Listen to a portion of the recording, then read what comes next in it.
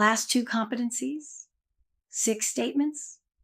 C7 evokes awareness, is where most coaches feel they're really coaching.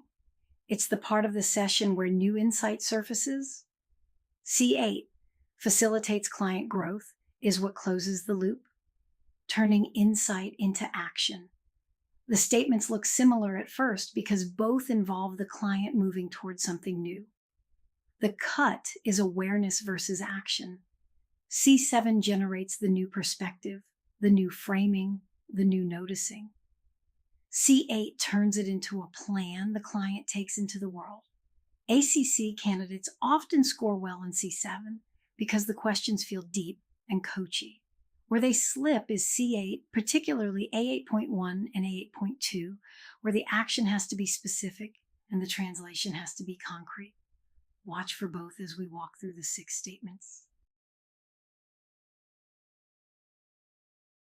Competency 7 has 3 statements. They aren't sequential the way C3 is. There are 3 different ways the coach generates or witnesses awareness in the client. Acknowledging what showed up, supporting a new lens, inquiring into ideas, beliefs, thinking, emotions, and behaviors. Read them as the coach's 3 awareness moves. The shape of C7 in a coaching session typically looks like this. The client offers something. The coach inquires, that's A7.3.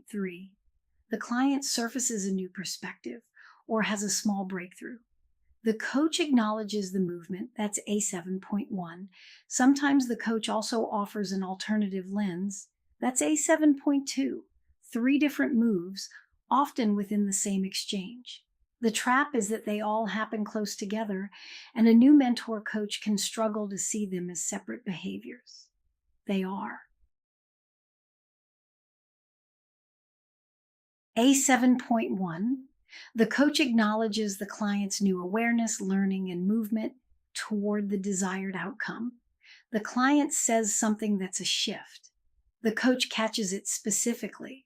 That's a new realization for you. You just connected 2 things you hadn't connected before. You're naming something you weren't naming 20 minutes ago. A7.1 is one of 3 acknowledgement statements on the whole bars. We'll discriminate them in the next video.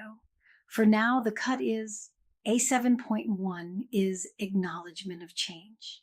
Specifically, not just any acknowledgement, the coach has to recognize that the client moved, name what specifically moved, and ideally tie it back to the agreed outcome.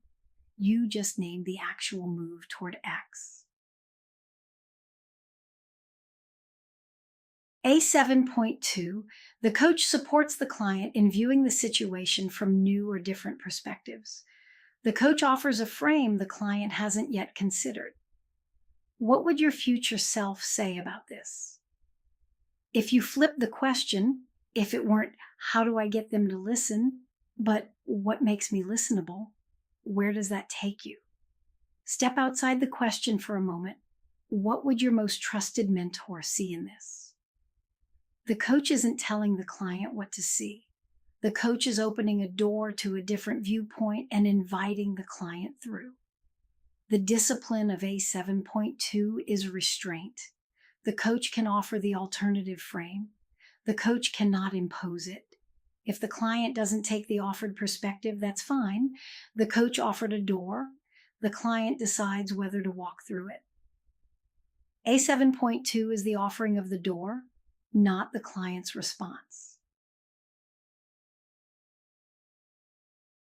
A7.3, the coach inquires about or explores the client's ideas, beliefs, thinking, emotions, and behaviors in relation to the desired outcome. The list of objects, ideas, beliefs, thinking, emotions, behaviors is broad on purpose. What ties them together is the second half of the statement, in relation to the desired outcome. The coach isn't doing free-form exploration.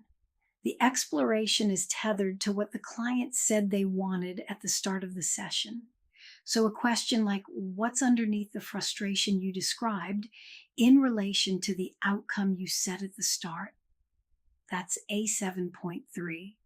The exploration is anchored. Compare that to tell me more about the frustration. That might be A4.2 if it's about expression, but it's not A7.3 because it's not tethered to outcome. The tether is what makes A7.3 the statement it is. A7.2 and A7.3 get confused. Here's the cut. A7.2 introduces a different viewpoint. A7.3 explores within the existing viewpoint, tethered to the outcome. The coach asks, what would your team say about this? That's A7.2, bringing in a viewpoint the client doesn't currently hold. The coach asks, what's underneath the frustration you described in relation to the outcome you set at the start? That's A7.3, exploring inside the client's existing perspective, tied back to the agreement. Same coach, same conversation, different statements. The acid test for A7.2 versus A7.3 is the coach pointing the client towards someone else's perspective or deeper into the client's own. Competency 8 closes the loop. 3 statements, action plans, awareness into action, closing the session. They are sequential in most sessions. You build the plan, you support translation, you close. Read them in order. The C8 trap at ACC level is rushing. Coaches who do C7 well often run out of time and end up handling C8 mechanically. What will you do? By when? Great, see you next time. That's procedural action planning. A8.1, A8.2, and A8.3 all require partnership. The coach is not assigning. The coach is co-constructing the bridge from awareness to action. We'll go through each statement and the specific behavioral evidence the rater is listening for.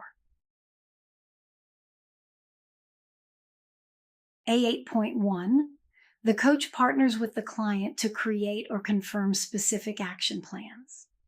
Specific is the test. I'll work on this is not specific.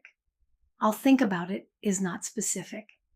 I'll have a 30-minute one-on-one with my product lead by Friday and bring my 3 concerns in writing. That's specific. The coach is not assigning. The coach is partnering, asking what the client commits to, refining the specificity, confirming the commitment back. Listen for partnership behaviors. The coach asks, what specifically, when the client offers something vague. The coach asks, by when the timeline is ambiguous. The coach asks, are you committed to that? To lock in the agreement.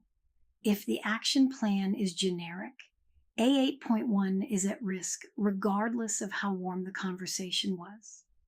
ACC raters listen for whether the action plan would be recognizable to someone outside the session. That's the bar.